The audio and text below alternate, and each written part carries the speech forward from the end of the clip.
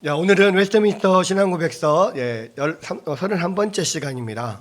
오늘 9장 자유지 들어가기 전에 8장 중보자 예수 그리스도 잠깐 하고 하도록 하겠습니다. 자, 마지막 8항인데요. 8항 한번 읽어볼게요. 다 같이 한번 읽어봅시다. 자, 시작. 그리스도께서는 구속을 얻어놓으신 모든 자들에게 구원을 확실히 효과적으로 적용하시고 전달해 주신다.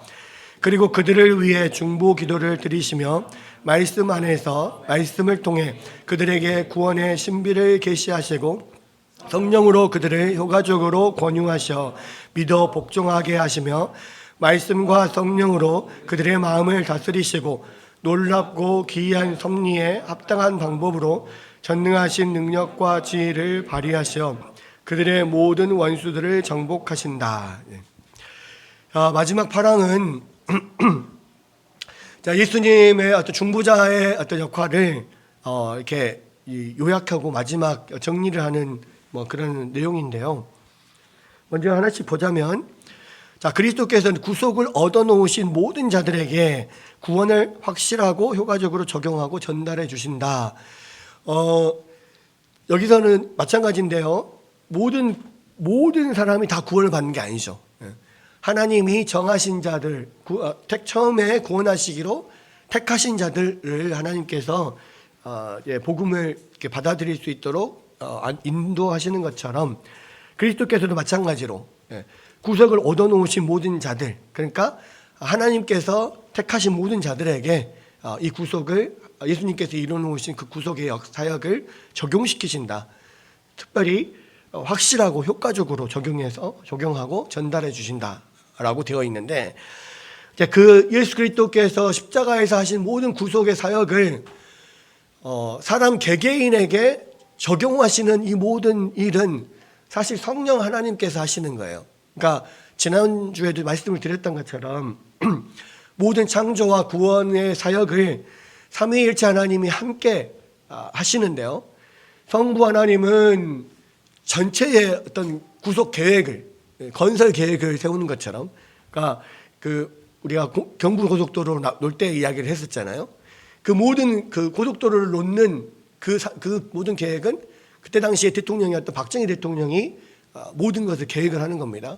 그리고 그거를 이제 실행하는 것은 현대건설에 맡겼어요. 그래서 현대건설 정주영 회장이 그 경부고속도로를 놓는 것을 맡고 현대건설에서 책임지고 그것을 하게 됩니다. 그런데 건설 책임자는 현대건설이지만 실제로 거기에서 일을 하고 고속도로를 놓는 사람들은 거기에 있는 현장에 있는 사람들이라고요. 그리고 현장 사무소 소장들이 각각 그 고속도로 놓는 현장에서 지도를 하는 거예요.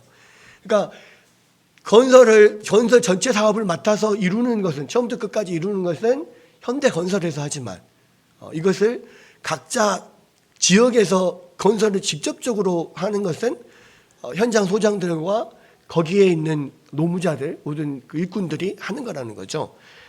이제 이게 구속과 창조 사역도 마찬가지입니다. 전체 창조와 구속 사역을 설계하시는 분은 하나님, 성부 하나님이신데 그것을 구체적으로 책임지고 이루시는 분은 현대건설처럼 그 일을 하는 분이 성자이신 예수 그리스도라는 거예요. 그러니까 모든 건설의 책임은 현대건설 또는 정주영 회장에게 있듯이 이 모든 창조와 구속의 어떤 역사의 실행 책임은 성자이신 예수님께 있는 거예요. 그리고 각 창조와 구속의 현장에서 직접적으로 역사하고 일하시는 분은 성령님이시죠. 현장 소장과 같은 역할을 하면서 진짜로 그 고속도로가 실제로 아스팔트가 깔려지고 놓아지는 그 모든 일을 실제적으로 이루는 일은 성령께서 하신다는 말이에요. 그래서 창조 사역에서도 이 창세기에서도 그 성령께서 수면에 운행하시느니라라고 되어 있는 게 나오잖아요. 그러니까 모든 하나님의 신의 수면에 운행하셨다라고 되어 있는데 그게 창조의 가장 그 끝에 있는 또는 가장 현장에 있는 그곳에서 직접적으로 창조를 직접 하시는 분은 성령님이신 거예요. 마찬가지로 구속에서도 성부 하나님이 모든 구원 계획을 세우시고 그 모든 처음부터 끝까지의 모든 실행을 하는 책임은 성자이신 예수님께서 갖고 계세요. 그리고 그 중에서도 가장 핵심적인 일, 예수님이 이 땅에 인간의 몸으로 오셔서 완벽하게 우리를 대신해서 하나님의 율법을 순종하시고 또 십자가에서 직접 잘 달리셔서 우리의 죄값을 사하는 그 모든 일을, 구속사역의 가장 핵심적인 일을 사실 성자께서 당신이 직접 하신다고요. 그렇게 함으로써 이 모든 구속사역을 완성을 시킵니다. 그런데 이 구속사역은 그 시대만, 예수님이 인간으로 오셨던 그 시대에만 적용되는 게 아니라 신약시대, 구약시대 모든 시대에 다 걸쳐서 행해지는 거란 말이에요. 그래서 그 현장에서 실제적으로 이 시대에 우리 안에 복음으로서 그 하나님께서 하신 일들이 우리 가운데 전달되고 그 복음을 믿고 구원을 얻고 우리 안에서 영생이, 어떤 중생이 일어나고 우리 안에서 칭의가 일어나고 우리 안에서 성령께서 들어오셔서 역사하시는 그 모든 인간 개개인에게 적용하는 그 역할은, 구원의 길을, 구속도를 연결하는 그 모든 역할은 성령께서 하신단 말이에요.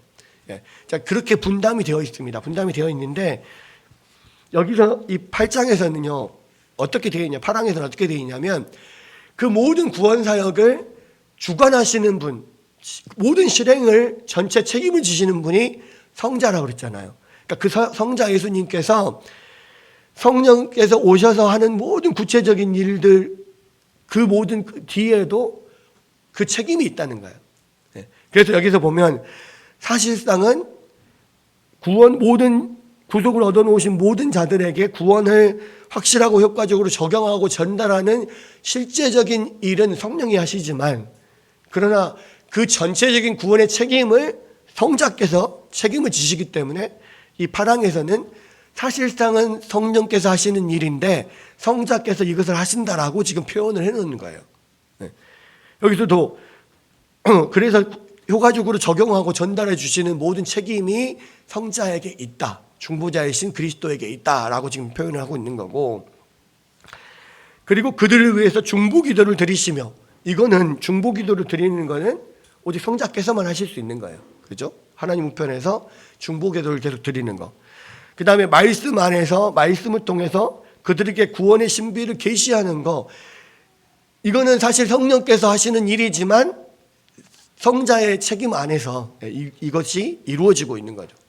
성령으로 오셔서, 성령께서 우리 가운데 오셔서 하시는 일이지만 성자의 책임 안에서 이루어지는 거고요. 또 효과적으로, 성령으로 효과적으로 권유하셔서 믿어 복종하게 하는 거, 이것도 마찬가지. 또 말씀과 성령으로 그들의 마음을 다스리시는 거, 또 귀한 섭리에 합당한 능력과 지혜를 발휘해서 모든 원수들을 정복하시는 거, 이게 그 성자께, 그리스도께 맡겨진 모든 구속 사역의 전체라고요. 그 모든 구속 사역의 전체의 책임을 성자께서 지신다라는 겁니다. 그래서 그런 면에 있어서 모든 경부고속도로의 모든 책임을, 실질적인 실행의 책임을 현대건설과 정주영 회장이 책임을 지듯이, 거기서 하자가 나고 거기서 뭔가 문제가 생기죠. 현장에서 문제가 생기면 책임은 현대건설과 정주영 회장에게 있었듯이 마찬가지로 이 구원사역에서 신자의 귀의 마음 가운데서 말씀이 들어가고 그것을 깨닫게 하고 또 그 말씀을 믿고 복종하게 하고 하는 모든 구체적인 현장의 일은 성령이 하시지만 그 모든 구속사역의 책임이 성자에게 있다. 성자께서 그 모든 것을 관할하신다. 이렇게 지금 이야기를 하고 있는 겁니다. 그렇게 해서 중보자 그리스도께서 구원과 창조에서 이러한 중추적인 역할들을, 중보자 역할들을 하신다라는 것들을 이야기를 하고 있는 겁니다. 자, 그 다음에 이제 보이는 게 뭐 나머지는 다 그냥 설명한 거니까 넘어가고요. 네. 다음 자유의지입니다. 자유의지. 9장에는 이제 자유의지인데, 일단 지금 이거를 아셔야 되는 게 뭐냐면, 웨스트민스터 신앙고백서는 청교도 시대 때 만들어진 거잖아요. 청교도 시대 때에 청교도들이 가장 중점적으로 늘 생각했던 주안적인 어떤 목회의 방향은 뭐냐면, 이미 종교개혁이 일어난 지 한 100년이 지난 상황에서 교회 안에서 많은 성도들이 이미 교회 안에서 태어나서 자라는 사람들이 있단 말이에요. 그러니까 이 사람들이 예수를 믿고 정말로 회심해서 완전한 참된 신자로서 교회를 다니는 게 아니라 태어나서 나고 보니 이미 교회에 다니고 있었어. 그러니까 일명 모태신앙들이죠. 그런 사람들이 100년이 지나니까요, 많이 생길 수밖에 없죠. 2세대, 3세대들이 생긴다고. 근데 이 사람들이 교회 안에서 그렇게 2세대들이, 그러니까 신앙을 처음에 1세대들이 회심하고 어떤 종교 개혁을 통해서 참된 신앙을 찾아서 교회를 만들었는데, 그 사람들의 낳은 자식들은 태어나면서부터 그냥 교인이었어. 교회 안에서 성도였어. 그러다 보니까 확실한 어떤 회심의 경험도 없고, 정말 하나님을 나의 구주로서 확실한 고백을 한 것도 아닌데 그냥 그렇게 자랐단 말이에요. 거기까지는 그래도 그나마 괜찮아. 근데 100년이 지나면요, 이미 3세대가 나오는 거예요. 그러니까 한 세대가 보통 30년을 잡거든요. 그럼 100년이면 이미 세대가 세 번이 지나가. 그러면 그렇게 교회 안에서 태어나가지고 전혀 믿음의 확신도 없이 그냥 자랐던 사람이 또 자녀를 낳아. 그러면 부모도 믿음이 별로 없어. 자녀도 믿음이 별로 없어. 그러니까 이제 이 3세대가 교회 안에서 딱 태어나게 되면은 교회가 대부분이 회심을 경험하지 못한 사람들이, 확고한 확신을 가지지 못한 사람들이 대부분 교회를 채우게 되고 있는 거예요. 그러한 시대적 상황이 지금 청교도 시대의 시대적 상황이었고, 그래서 청교도들은 그 중점을 뒀던 게 뭐냐면, 교회 안에 있는 불신자들을 다시 회심시켜서 다시 하나님 앞에 바로 세우는 것, 이것이 청교도들의 어떤 가장 핵심적인 목회 사역이었다는 거죠. 그게 중앙점이었다는 겁니다. 그렇기 때문에 그러한 청교도들이 쓴 신앙 고백서, 이 웨스트민스터 신앙 고백서는 핵심이 우리 인간의 구원에 있어요. 우리의 어떤 회심과 구원에 있어요. 그래서 그 모든 것들이 지금 우리의 인간의 구원을 향하여서 지금 나아가고 있기 때문에 오히려 이제 지금부터 나오는 것들이 사실은 더 중요한 것들이죠. 중요하게 그들이 여겼던 것들입니다. 그게 이제 구원에 관련된 교리들인데, 성부, 성자, 성령께서 창조와 구원을 위해서 하신 모든 일들을 이야기를 해놓고, 이제는 이제 그것이 인간에게 어떻게 받아들여지고 어떻게 적용이 되는가에 대한 이야기들을 하는 거예요. 그래서 이제 9장에서는 자유의지가 나와요. 자유의지는 뭐냐면, 복음을 인간이 받아들여야 되잖아. 뭐 어떻게 받아들이냐, 어떻게 받아들일 수 있냐, 이것들을 생각해 보면 우리 안에 그것을 받아들일 수 있는 어떤 의지가 있느냐, 이런 면들을 생각할 수밖에 없는 거죠. 이제 그런 것들을 이제 정리를 해놨는데요. 오늘은 이 자유의지 9장을 1항부터 5항까지 있는데요. 다 보겠습니다. 한꺼번에 쫙 그냥 한번 보겠습니다. 자, 1번 1항 읽어볼게요. 자, 시작. 하나님은 인간의 의지에 생득적인 자유를 부여하셨다. 이 자유는 강압이나 절대적인 필연성에 의해서 선이나 악을 행하도록 강요되지 않는다. 이게 자유의지예요. 그러니까 생득적인 자유라는 게 뭐냐면, 인간의 의지는 처음 태어나면서부터 자유를 가졌다. 자유롭게 선택할 수 있게 만들어졌다는 겁니다. 태어나면서부터. 그래서 강압이나 어떤 절대적인 필연에 의해서 무조건 선만을 선택하는 것으로 프로그램화 되어 있지 않다는 거죠. 무조건 악을 선택하는 것으로 그렇게 프로그램화 되어 있지 않다는 겁니다. 자유롭게 선을 행할 수도 있고 악을 행할 수도 있게, 자기가 의지는 자유롭게 선택할 수 있게 처음부터 하나님께서 만드셨다는 거예요. 그러니까 그렇기 때문에 인간이 죄를 짓는 것이 가능한 거예요. 인간이 자발적으로 선을 행하는 것도 가능하고, 인간이 자발적으로 죄를 행하는 것도 가능해요. 만약에 그게 없었다면, 인간의 자유가, 의지의 자유가 없었다면 아담과 하와가 죄를 지을 리가 없죠. 왜냐하면 죄라는 게 뭐냐면, 하나님이 원하시는 것을 행하지 않는 것이 죄거든요. 그잖아요. 그러니까 선과 악, 선이 뭐냐? 선은 창조주 하나님의 뜻대로 선택하는 게 선이에요. 선택하고 행하는 거. 반대로 악은 뭐냐면, 창조주 하나님이 처음 만들어 놓으신 거 원하시는 대로 그것을 하지 않는 것이 악이에요. 근데 이것이 처음부터 하나로 프로그램 딱 이렇게 고정되어 있다. 그러면 우리가 아담과 하와가 죄를 범할 필요가 없죠. 그런데 고정되어 있지 않고 자유롭게 하나님의 뜻을 순종하든지 어기든지 둘 다 할 수 있게 되었다라는 겁니다. 근데 왜 그랬을까? 그러니까 인간이 무조건 하나님의 말씀에 순종할 수 있게 만들어 놓으면 그것은 인격적인 교제가 안 돼요.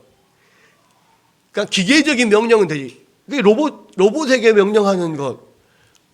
로봇에게는 명령하면 명령한 대로 그냥 행하잖아요. 하나도 노라고 할 수가 없어요. 근데 그렇게 해서는 어떤 교제가 안 돼. 어떤 사랑의 교제가 안 돼. 스스로 선택해서 어떤 주인의 말을 순종하든지 불순종하든지 그 선택할 수 있어야만 어떤 사랑의 교제가 되는 거거든. 그러니까 강아지하고는 나름 사랑의 교제를 나눌 수 있어요. 왜? 강아지도 싫으면 싫다 하고 지 마음대로 좋으면 좋다 하고 표현을 하거든. 근데 로봇 강아지하고는 교제가 안 돼. 하라고만 하면 그냥 무조건 하니까. 그러니까 왜 인간을 로봇처럼 이 선과 악을 그냥 딱 정해놓고 손만 이렇게 다 순종할 수 있게 만들어 놓으면 되지. 뭐 하려고 그렇게 자유의지를 줘서 선이든 악이든 자기 스스로 선택하게 했느냐. 하나님께서 우리를 만드실 때 사랑의 교제를 나누기 위해서 만드신 거거든요. 그러니까 하나님은 본인 스스로 삼위일체 하나님이시기 때문에 자체적으로 삼위 하나님이 서로 사랑하고 교제하는 게 가능해요. 그래서 뭐가 부족해서 피조물을 만든 게 아니야. 다만 성부 성자 성령 삼위 하나님께서 함께 그 안에서 나누는 사랑의 교제가 너무 좋고 너무 완전하고 그러다 보니까 그것을 확장시키기를 원하시는 거죠. 그래서 모든 피조물을 만들고 그 피조물에게 어떤 하나님의 사랑을 함께 나누고 또 그들 안에서 서로 사랑하고 이런 것들을 어떤 사랑의 교제를 확장시키기 위해서 만들었습니다. 그리고 처음에 인간을 만들 때도 우리가 우리의 형상과 우리의 모양대로 사람을 만들자, 그렇게 다스리게 하자라고 하는 것은 인간을 어떤 하나님의 어떤 삼위일체의 교제처럼 그런 교제하는 자로, 하나님과 교제하는 자로 만들었다는 거예요. 그래서 아담과 하와를 에덴 동산에 두시고 늘 아담과 하와를 찾아서 하나님이 직접 가셔서 그곳에서 기쁜 교제를 나누고 그랬던 거예요. 그런데 이제 나중에 이 죄를 범하고 난 다음에는 하나님이 찾아가셨을 때, 아담아를 불렀을 때 두려워서 숨잖아요. 그 교제 관계가, 사랑의 관계가 깨졌기 때문에 그래요. 자, 그런 것들입니다. 그래서 이게 처음부터 우리에게 선과 악을 선택할 수 있는 의지를 주셨다, 처음부터 라는 겁니다. 이게 자유의지, 우리 인간의 의지가 그렇다는 거고요. 그래서 2번 한번 읽어볼게요. 자, 시작. 인간은 무지한 상태에서는 하나님이 선하게 여기시며 기뻐하실 일을 원하거나 행할 자유와 능력을 지녔지만 변하여 타락할 가능성이 있었다. 그러니까 처음에 죄가 들어와 있지 않은 상태에서는 선도 악도 선택할 수 있었지만 굳이 악을 선택할 이유가 없는 거예요. 그냥 하나님께서 선하게 여기시며 기뻐하시는 일을 기쁨으로 그냥 이렇게 할 수 있었어. 그것 자체가 인간들에게는 그것이 기쁨이었고 즐거움이었어요. 그러나 그렇다고 해도 변화에 타락할 가능성, 그러니까 악을 선택할 가능성도 분명히 갖고 있었다는 거예요. 그러니까 모든 것을 가능성이 있지만 자기 스스로 자발적으로 하나님을 살아가는 그것이 하나님 입장에서 기쁜 것이지, 전혀 배신할 가능성이 없이 그냥 무조건 사랑하게만 하면 그것은 아무런 의미가 없다라는 겁니다. 근데 어쨌든 무지한 상태에서는 하나님을 기쁘게 선하게 순종할 수 있었고 그렇게 했었고, 그러나 타락한 가능성도 여전히 남아 있었다라는 겁니다. 자, 한번 인간은 다시 한번 같이 읽어볼게요. 시작. 인간은 죄를 지어 타락한 탓에 구원을 가져다줄 영적 선을 이룰 능력을 온전히 상실했다. 따라서 자연인은 그런 선을 혐오하며 죄의 가운데 죽은 상태에 있기 때문에 자신의 힘으로는 스스로 회개하거나 그렇게 할 준비를 갖출 수 없다. 예. 근데 이제 문제는 인간이 사단의 유혹을 받아서 타락을 해버렸죠. 그래서 죄를 지어버립니다. 죄를 지은 이후에 그냥 단순히 죄를 지었다 해서 끝나는 게 아니에요.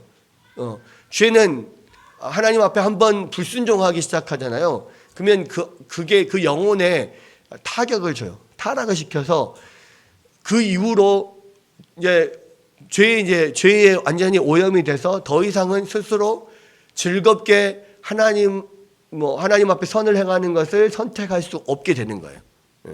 그래서 그러한 영적인 선을 이룰 능력을 완전히 상실하게 됩니다.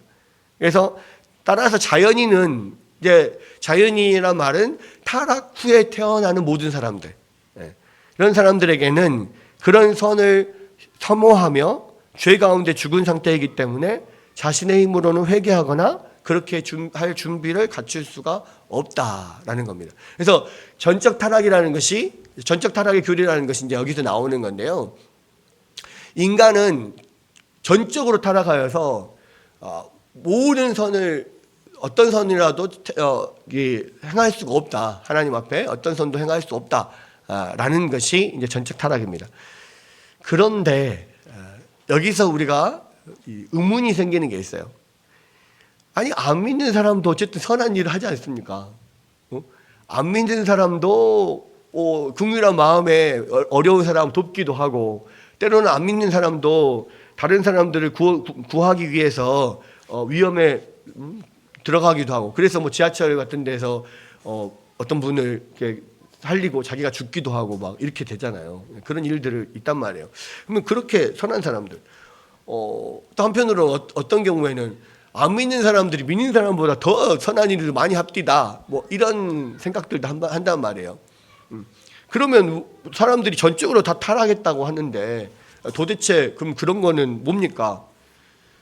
그러니까 구원받지 못한 사람들은 전적으로 타락해서 전혀 선을 행할 수 없다라고 말하는데, 그럼 그건 뭡니까? 그렇게 이야기할 수 있단 말이에요. 그죠? 그거는 왜 그래요? 왜 안 믿는 사람도 선을 행할 수 있나요? 네? 뭐라고요? 양심이 있으니까. 근데 양심도 타락했는데. 양심도 타락했는데. 어떻게 선을 행할 수 있을까요? 칼빈이 기독교 강요에서 그 이야기를 다뤘습니다. 전적 타락을 다루면서 뭐라고 이야기를 했냐면, 인간이 타락한 부분은 전적으로 하나님에 대한 것이다. 그러니까 어떤 사람도 스스로는, 로마서 얘기하잖아요. 스스로는 하나님을 영화롭게 하지도 못하고 하나님을 찾지도 못하고 하나님 앞에 선을 행하는 자는 없나니 하나도 없다, 이렇게 말할 때 그것은 하나님을 향한 부분이 완전히 타락을 했다는 거예요. 그 부분은 아예 태어나면서부터 이미 죽어 있어요. 죄 안에서 태어난 사람들은 이미 하나님을 향한 선의 부분은 죽어 있어요. 그러나 남아있는 게 있습니다. 그게 뭐냐? 인간들 서로 안에서의 어떤 사랑의 어떤 그런 선행이나 이런 것들은, 그런 의지들은 여전히 남아있어요. 그러니까 하나님이 없는 인간 세상에서도 어느 정도 선이 있는 거예요. 그러니까 사람에 대한 부분은 굉장히 선하게 살 수 있어요. 그런데 하나님에 대한 부분은 완전히 완전히 타락해서 아무도 스스로 하나님 앞에 회개할 수 없고, 아무도 하나님을 인정하지 않고 하나님을 영화롭게 하지도 않아요. 그게 이제 단적인 예가 뭐냐면, 안 믿는 사람들 중에요, 되게 착한 분들이 많아요. 또 다른 어떤 종교나 다른 어떤 사상이나 철학을 갖고 있는 사람들이 그런 거에 의해서 선을 행하고 그런 사람들이 많이 있어요. 그런데 그런 사람들이 그렇게 착하고 순하고 굉장히 선하게 사는 분들이 꼭 예수님 믿어야 구원받습니다, 이렇게 하면 막 성질을 내고 막 그렇게 열불을 토하시는 분이 있어요. 왜냐하면 하나님에 대해서 죽어 있기 때문에 그래요. 그래서 이 전적의 타락은 이후로는, 그러니까 우리끼리는 선을 행한다고 하는데요, 사실은 그 선이 죄로 타락한 사람들 안에서의 선이기 때문에 서로는 그것이 선하다고 하지만 사실 진짜로는 별로 선하지 않은 것들도 있을 수 있어요. 문화적인 차이에 따라서 선하지 않은 것들도 있을 수 있습니다. 자, 예를 들자면 지금 모슬렘들, 이슬람권에서는 정식으로 부인을 4명을 둘 수가 있습니다. 그렇죠? 4명까지 부인을 둘 수가 있어요. 그런데 그 4명까지 부인을 둘 수 있게 만든 것은 사실은 그들 안에서의 나름대로의 어떤 그런 고충을 해결하기 위해서 만들어 놓은 거예요. 왜냐하면 그때 당시에는 그런 과부들이나 이런 사람들이 살아가기가 쉽지가 않았거든요.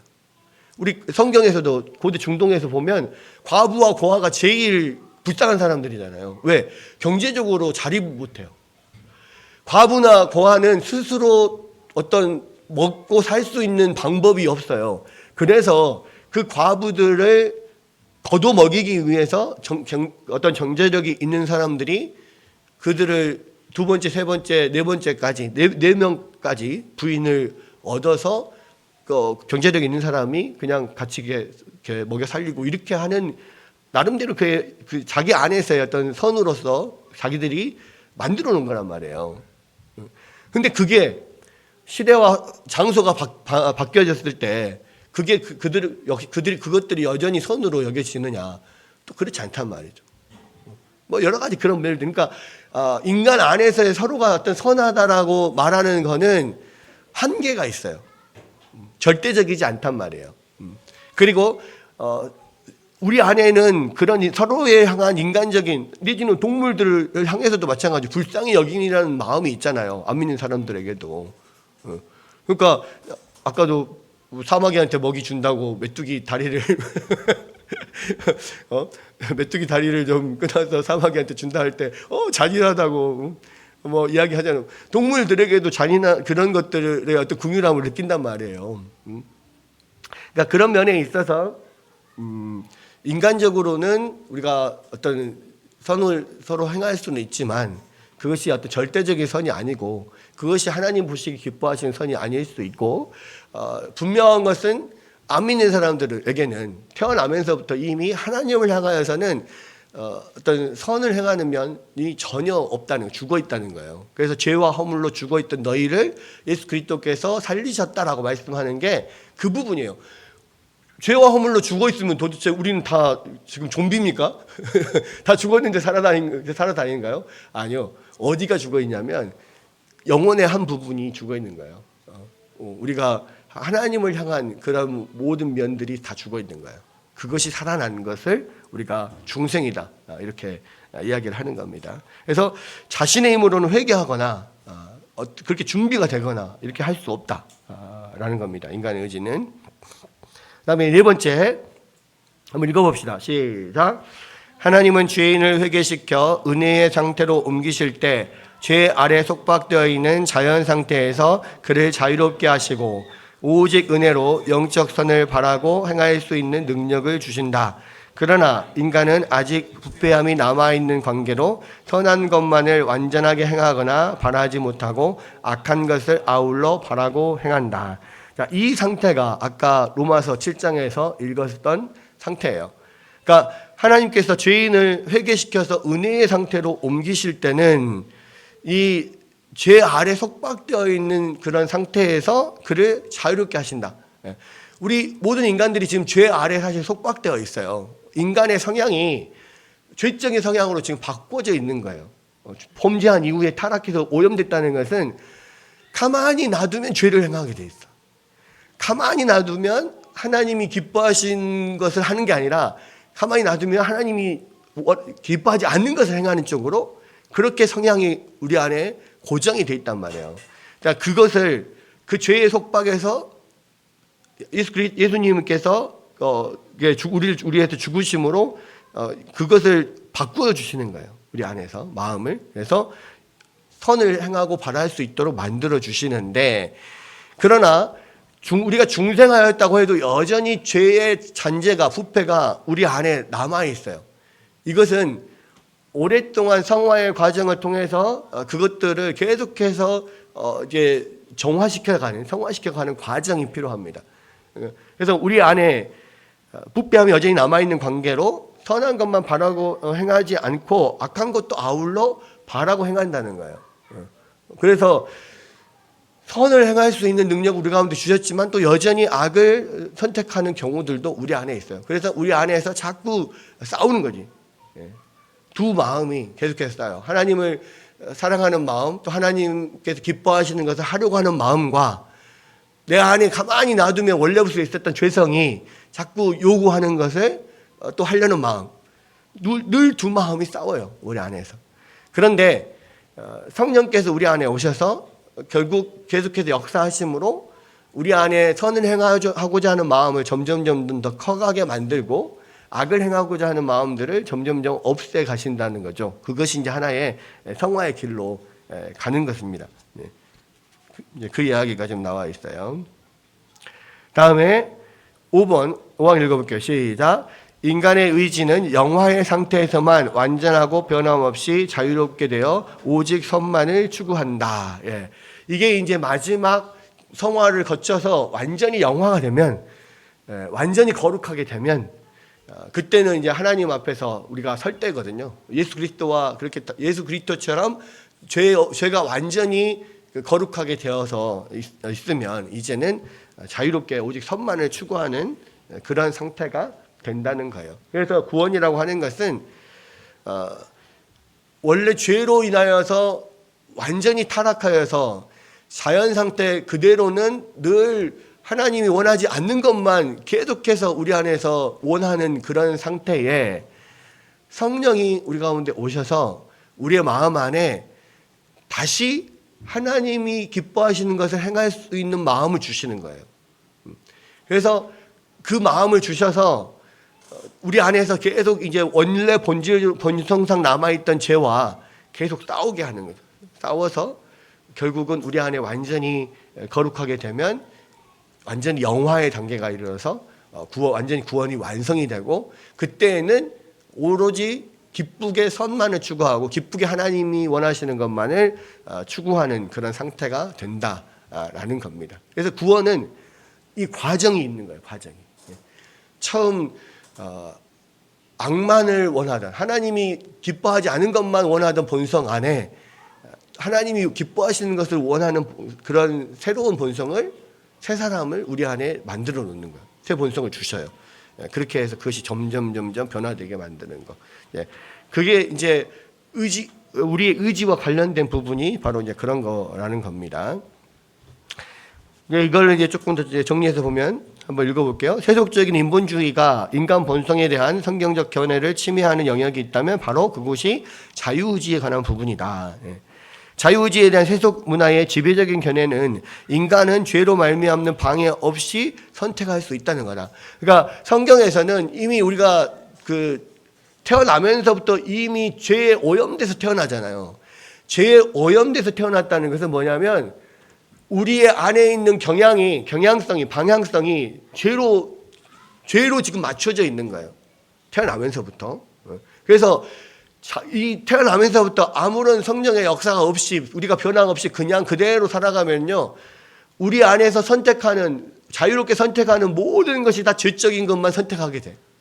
하나님을 떠난 것만 선택하게 된다고. 그게 이제 어떤 우리가 오염되어 태어났다는 것이 죄적인 경향성을 갖고 태어났다는 이야기예요. 근데 세속주의에서는 뭐라고 이야기하냐면 인간은 태어날 때 여전히 선과 악을 동시에 선택할 수 있는, 선도 택할 수 있고 악도 택할 수 있는 그러한 상태로 태어난다라는 거예요. 스스로가. 근데 성경에서는 처음에 인간이 만들어졌을 때는 그랬지만 죄로 물들어져 있는 상태에서는 그 다음부터는 절대 스스로의 어떤 판단에 선을 선택하고 악을 선택할 수 없다. 둘 다 할 수가 없다라고 이야기를 해요. 그래서 이 견해에 의하면 우리의 의지는 악이나 의로움에 대한 어떤 경향성 없이 출생 때부터 중립 상태로 남아 있다는 거다. 그래서 이제 백지설이 이렇게 나온 거예요. 우리가 중고등학교 때 도덕 시간에 성선설, 성악설, 백지설 이렇게 배우잖아요. 성경은 뭘 이야기합니까? 성악설을 이야기하죠. 태어나면서부터 악하게 태어난 거예요. 본성상. 근데 주로 이제 계몽주의자들이 어떤 세속적인 인본주의가 바로 계몽주의자들에서부터 나온 건데 그 사람들이 백지설을 주장했죠. 그래서 태어나면서부터 이게 잘 기르면 선을 선택할 수 있도록 잘 기르면 이렇게 선하게 자라나고 또 이 악을 선택하도록 자꾸 이렇게 하면 잘못된 환경 속에서 자라면 그렇게 악하게 큰다 이런 식으로 이야기를 하면서 결국 계몽주의는 뭐냐면 백지니까 교육을 시키면 선하게 될 수 있다. 자 이건 거예요. 그러니까 인간이 할 수가 있는 인간이 인간을 선하게 만들 수 있는 거죠. 선하게 키울 수 있는 거죠. 근데 우리가 생각을 해보십시오. 만약에 그렇다 치자면 어렸을 때부터 좋은 교육들을 잘 받은 사람들이 선하게 자라야 되잖아요. 그죠? 근데 요즘에 어렸을 때부터 정말 잘 사는 부유한 집안에서 엄청나게 좋은 교육들을 막 어렸을 때부터 받고 자란 사람들이 결과적으로 선하던가요? 선하지 않아요. 그런 아이들이 대부분 다 이기적으로 자라요. 그죠? 좋은 교육은 받았고 많은 지식은 있을 수 있어요. 그런데 기본적으로 그렇게 자라는 아이들은 자기밖에 몰라. 다른 사람들을 섬기는 거, 다른 사람들을 배려하는 거 잘 모릅니다. 왜? 그럼 좋은 교육을 잘 어렸을 때 받고 자랐으면은 아주 성인 군자가 나야지. 근데 안 된다고요. 왜? 인간은 처음부터 악하게 태어났으니까 그래요. 교육으로 바뀌지 않는단 말이에요, 인간이. 나름대로 잘 교육을 받으면 나름대로 자제력이나 절제력이 생겨서 스스로 절제할 수 있는 능력이 조금씩 생길 수 있어요. 그렇다고 해서 그 사람이 완전히 선하냐? 그렇지 않아요. 그러니까 성령께서 우리 안에 오셔서 우리를 근본적으로 그 죄의 경향성에서부터 바꿔놓지를 않으면 이거는 바뀔 수가 없어요. 성선설은 태어나면서부터 선한데 자라나면서 악해진다. 이거는 말도 안 되는 이야기고. 적어도 백지설과 성악설을 놓고 봤을 때 결국 그 백지설을 주장하고 어떤 교육을 통하여서 내지는 인간 세상을 아주 잘 만들 수 있다. 이게 지금 사실 실패한 게 결국은 1차 대전, 2차 대전이잖아요. 무슨 이야기냐면 과학 문명이 발달을 하면 교육 수준이 높아지면 이 세상이 완전히 천국과 같이 그렇게 변할 것으로 생각을 했어요. 18세기 그런 사람들이. 근데 18세기, 19세기 지나가면서 18세기, 19세기 지나가면서 앞으로 우리가 열심히 과학 문명도 발달하고 막 우리가 교육 수준 높아지고 그러면은 진짜 좋은 세상이 올 거다 딱 그랬는데 그 결과 딱 터진 게 1차 세계대전, 2차 세계대전이에요. 그러면서 이거는 아무리 우리가 과학 문명이 발달하고 교육 수준이 높아져도 인간에게 파라다이스가 오는 게 아니구나. 그러면서 이제 염세주의로 빠지기도 하고 인간의 어떤 가능성에 대해서 굉장히 또 낮게 이야기되고 막 이런 경우들이 있잖아요. 네.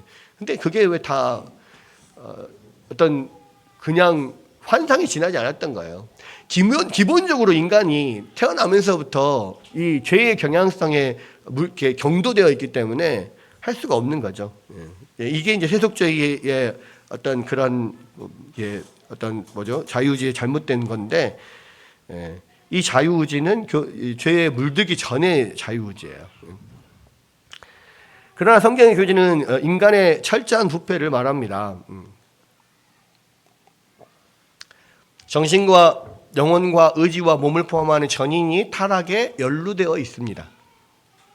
연루되어 있어요. 그러니까 이제 그 이야기예요. 전적 타락 그러면은 우리가 오해하는 것 중에 하나가 뭐냐면 만약에 이제 인간을 전적으로 타락했다 봤을 때, 죄로 완전히 물들어 있다고 했을 때, 머리부터 발끝까지를 까맣게 이렇게 칠해 놓은 것을 전적 타락이라고 보느냐? 그러면은 한 군데도 뭔가 선한 것이 없는 것, 이것을 전적 타락으로 보느냐?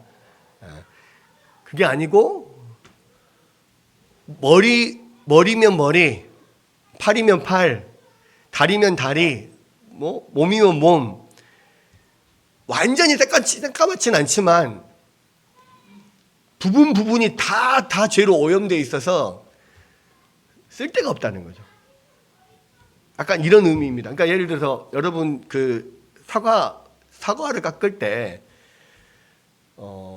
사과가 이렇게 부분 썩어 있는 데가 있어요.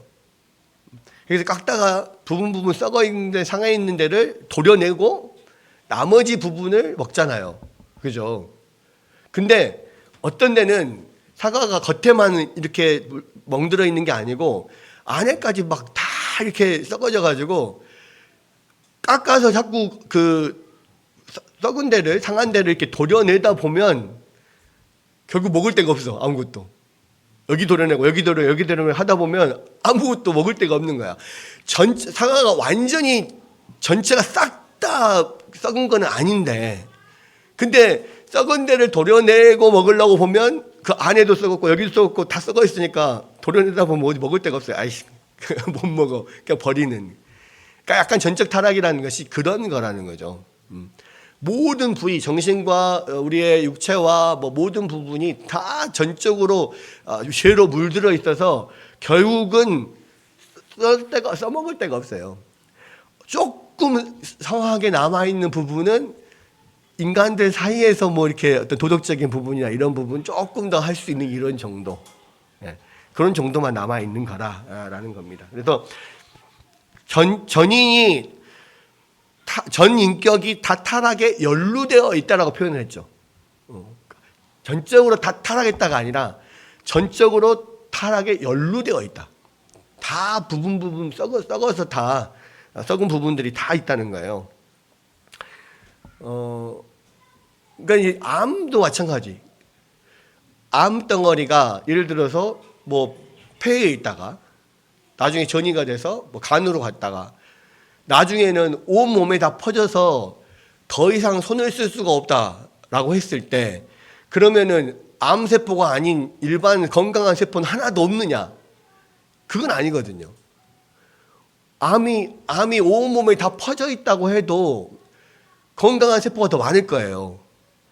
그런데 암세포가 한 군데만 있는 게 아니라, 이것을 어느 정도 한 군데가 있어서 도려내고 수술해서 살릴 수 있는 게 아니라 온 장기에 다 퍼져 있으면은 그거를 다 절제하고 도려내고 살 수가 없잖아요. 그 이야기가 똑같은. 그럼 결국은 포기하는 거잖아요. 그죠? 그거하고 똑같은 거예요. 절제 타락이란 게 암세포가 온 몸에 다 퍼져 있다. 이렇게 생각하면 돼요. 그래서 전혀 기능하지 않는, 폐도, 위도, 장도, 머리도 모든 것이 암세포가 다 퍼져 있어서 완전하게 다 살아있고 기능할 수 없다라는 이야기. 이거 같은 거예요. 자, 그럼에도 불구하고 여기 밑에 보면 우리는 여전히 생각할 수 있고 이와 유사하게 의지가 타락에 의해서 비극적으로 손상되었다 할지라도 도덕적 선택을 내리는 능력은 상실하지 않았다. 그러니까 우리가 우리의 인격을 지, 정, 의 이렇게 이야기하잖아요. 지식, 감정, 의지, 선택하는 의지, 이 세 개가 전부 다 타락했어요. 그런다고 해서 기본적인 능력을 잃어버린 거 아니야. 의지는 선택할 의지가 분명히 있어요. 근데 자기 선택하는 거라고 선택하는 것이 하나님이 원하지 않는 것만 자꾸 선택을 해서 그렇지, 선택하는 기능 자체는 살아있다고. 생각하는 이성도 분명히 살아있어요. 근데 그것은 원래 하나님께서 주셨던 그 지성보다는 훨씬 더 떨어지는 거야, 사실은.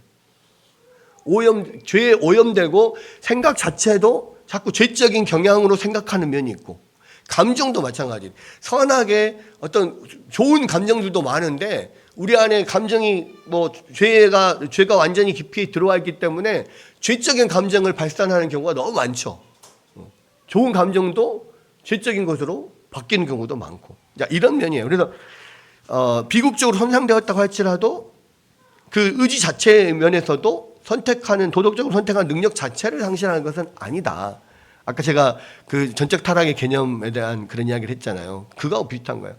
선택할 수 있는 의지의 능력 자체는 상실한 건 아닌데 자꾸 죄에 완전히 경도돼서 하나님이 기뻐하시는 것을 선택할 수 없게 되는 거예요. 능력상. 그 이야기입니다. 우리는 여전히 의지를 가지고 있고 의지는 하나님께 전혀 강요당하지 않고 선택할 수 있습니다. 그러나 변함없는 사실은 성경이 우리의 상태에 관해서 죄에 대한 속박 혹은 노예 상태를 말한다는 거. 그러니까 선택할 수 있는 능력은 살아있지만 전적으로 타락 이후에 죄에 완전히 이렇게 오염되고 경도되어 있다 했잖아. 죄의 경향성을 갖고 있기 때문에 마음껏 내가 다른 사람의 의도해서 다른 뭐 하나님이나 다른 존재에 의해서 강압돼서 내가 내 의지로 선택하지 못하는 게 아니지만 내 의지로 선택을 하지만 죄의 경도된 선택을 자꾸 하는 거예요. 그 이야기입니다. 그래서 그것을 죄의 노예 상태 또는 죄의 속박 상태에 우리의 의지가 있다. 그렇게 이야기를 하는 거예요. 또 인간의 의지는 독자적으로 기능하지 않습니다. 선이든 악이든 또 그 혼합이든 도덕적인 성향을 발휘하는 것은 인간의 영혼이 지니는 고유한 특성이에요. 그래서 영혼 안에서 어떤 도덕적인 성향이 우세한가에 따라서 도덕적 행위가 결정이 된다는 거예요. 그래서 인간의 상태가 어떠한 거에 따라서 의지의 자유도 달라진다라는 겁니다. 그러니까 우리 안에 영혼이 이미 죄로 오염되어 있으면 오염되어 있는 대로 아무리 자유롭게 선택을 해도 자꾸 오염된 걸 선택한단 말이에요. 그래서 인간의 상태가 어떠냐에 따라서 의지의 자유도 결국 달라져요. 자유롭게 선택하지만 죄를 계속 선택하느냐, 선을 선택할 수 있느냐, 이것으로 달라진다는 겁니다.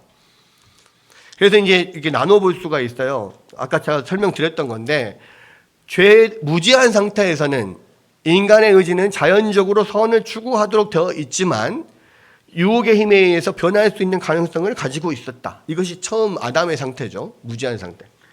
그러니까 즉 악을 선택할 수 있는 자유가 있었습니다. 근데 이제 완전히 오염되고 부패한 상태, 범죄하고 난 이후에는 부패한 상태에서는 인간의 의지는 아무런 강요나 강압이 없이 자유롭게 악을 선택할 수 있습니다. 자유롭게 강압 없이 선택하는 게 다 악이야. 죄의 속박 아래 있기 때문에 그렇게 하지 않을 도리가 없는 거죠.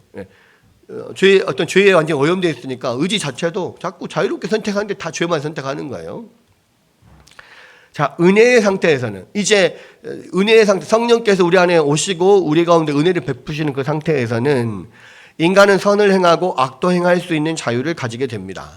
이 경우에는 서로 반대되는 두 가지 도덕성 성향이 혼합되게 되는데 어떠한 성향이 더 우세한가에 따라서 때로는 선을 행하기도 하고 때로는 악을 행하기도 합니다. 이게 이제 예수를 믿고 거듭난 상태의 사람들이에요. 근데 그 안에 여전히 죄의 경향성이 아직도 남아 있어서 이 사람이 은혜가 충만한 상태면은 계속 즐겁게 선을 선택하고 하나님 기뻐하시는 걸 선택해요. 그런데 은혜가 떨어지잖아요. 그러면 자꾸 본성에 남아있는 악을 선택하는 경향성이 있어요. 자꾸 거기서 아니라서 왔다 갔다 합니다. 그래서 모든 믿는 자들은 그래서 늘 하나님의 은혜가 충만하도록 성령 충만을 구하는 것, 은혜 충만을 구하는 것이 필요한 거예요. 그 다음에 이제 완전히 이 성령께서 안에서 역사하셔서 완전히 죄를 몰아낸 상태, 영화의 상태가 되어서는 인간은 온전히 자유롭게 선만을 선택하게 되고 온전히 거룩한 상태에서 오직 선한 것만 바라게 된다라는 겁니다. 이게 이제 인간의 의지가 지금 그렇다. 선택할 수 있는 자유가 분명히 있지만 그러나 우리 안에 죄의 경향성이 이렇게 경도되어 있는 상태에서는 자유롭게 선택한다고 선택하는 것이 맨날 죄만 선택하게 된다는 거예요. 그래서 우리 안에는 하나님이 은혜를 베푸셔야 돼요. 하나님이 우리 안에 찾아오셔서 우리 안에 하나님의 선을 선택할 수 있는 본성을 우리 안에 넣어 주셔야만 우리가 하나님을 붙잡고 또 그렇게 선을 선택하고 점점점 그렇게 변화되어 갈 수 있다라는 겁니다. 그래서 이제 그래서 결국 모든 사람들에게 구원이 임하려면 하나님이 은혜를 베푸시지 않으면 안 된다는 거예요. 이 이야기는 스스로 선택할 수 없다는 거거든. 많은 사람들이 예수를 믿는 것을 스스로 선택할 수 있다라고 생각을 해요. 특히 이제 아까 세속주의, 인본주의의 경향이 남아 있을 때는 내가 선도 선택할 수 있고 악도 선택할 수 있는 자유의지가 있습니다. 이렇게 생각하니까 나름대로 복음이 전해지면 나의 의지로 나의 손으로 그냥 선택할 수 있다라고 생각을 해요. 근데 성경은 그렇게 말하지 않는다는 거지. 아담 이후에 태어난 모든 사람들은 자연적인 상태에서는 절대로 스스로 선을 선택할 수 없으니까 하나님께서 택하신 자들에게 그 은혜를 부어줘야 된다는 거예요. 그 의지에 그 선한 의지를 넣어줘야만 변화되어야 되만 하나님 그 복음을 받아들일 수가 있다는 겁니다. 그래서 구원에 관련돼서는 우리가 그런 하나님의 은혜가 없이는 될 수 없다라고 하는 것이 개혁주의적인 관점인 것이고, 우리는 원래 태어나면서부터 선을 선택한 능력, 악을 선택한 능력이 있기 때문에 인간이 스스로 결정할 수 있습니다라고 말하는 것이 인본주의적인 그런 내용들이다라는 겁니다. 그래서 결국은 이제 성령께서 하시는 일들인데, 이제 앞으로 이제 성령께서 우리 안에서 어떻게 역사를 하셔서 우리를 변화시켜 나가실 것인가, 이런 부분들을 이제 보게 될 건데요. 예.